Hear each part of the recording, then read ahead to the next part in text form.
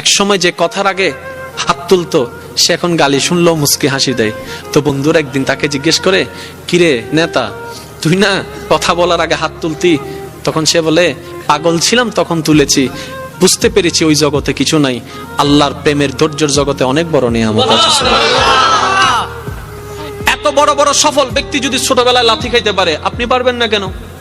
আর সবার কথা বাদ দেন, ও নবী, আপনি শুধু একবার বলতেন জিবরাইল উল্টাই দিত, আপনি বললেন না কেন?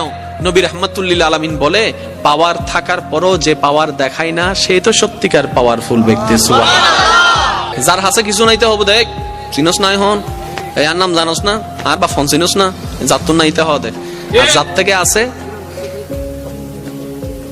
যার থেকে পাওয়ার আছে সে কি চুপ। যার থেকে সত্যিকার ক্ষমতা থাকে সে কখনো কথা বলে। আপনাকে গালি দিল, আপনি উল্টা গালি দিলেন, ধৈর্য ধরলেন।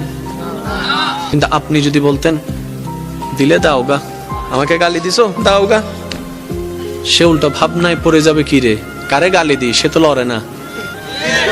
সত্যি করে বলেন তো, আপনাকে কয় মিনিট গালি দিতে পারবে? একবার, দুইবার, তিনবার। গালি কখন ঝগড়া হয় জানেন? একটা দিয়েছে দুইটা দিলেন, দুইটা শুনে তিনটা দিয়েছে চারটা দিলেন, এভাবে কিন্তু বাড়তে থাকে।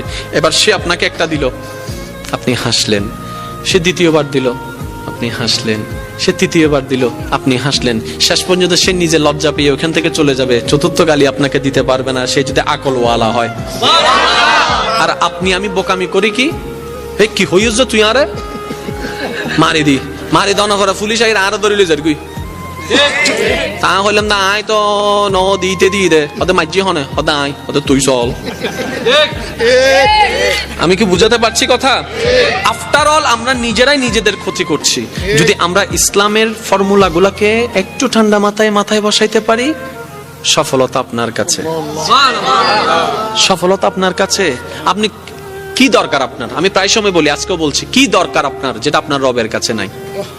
এমন একটা জিনিস দেখান আপনার দরকার যেটা আপনার রবের কাছে নাই, আপনার রব দিতে পারে না। আপনি বলবেন যে না, এমন কোন আমার চাওয়া নাই যেটা আমার রব পূরণ করতে পারবে না, আমার সমস্ত চাওয়া আমার রব পূরণ করতে পারে। তাহলে এবার এই কথাটা শুনে নেন, যেহেতু আপনার চাওয়া সব রবে পূরণ করতে পারে, আপনি রবের হয়ে যান না, রবের হয়ে যান না, রবের হয়ে যান না। কোরআনের ভাষায় বলতে গেলে সিবগাতাল্লাহ, আল্লাহর রঙে রঙিন হয়ে যান, আল্লাহর রঙে সেজে যান, আপনার কিছু কমতি হবে না।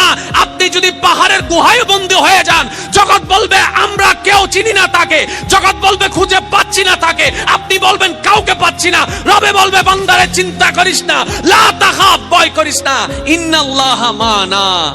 সুবহানাল্লাহ। আপনার পক্ষ থেকে যেন কোনো অত্যাচার না হয়। বলেন, আপনার পক্ষ থেকে কোনো অত্যাচার? কেউ যদি আপনার ভাই কিংবা বোন যদি জায়গা পেয়ে থাকে, সম্পদ পেয়ে থাকে, দিয়ে দেন, কারণ 1 ইঞ্চি জায়গা দিয়ে কিচ্ছু হবে না। ঠিক ঠিক। আল্লাহর ওয়াস্তে একটু বুঝেন, 1 ইঞ্চি জায়গা দিয়ে কিচ্ছু হয় নাই, কিচ্ছু হবেও না, কিন্তু হাসরে গেলে অনেক কিছু হয়ে যাবে ভাই। তো সুতরাং ওইখানে যাওয়ার আগে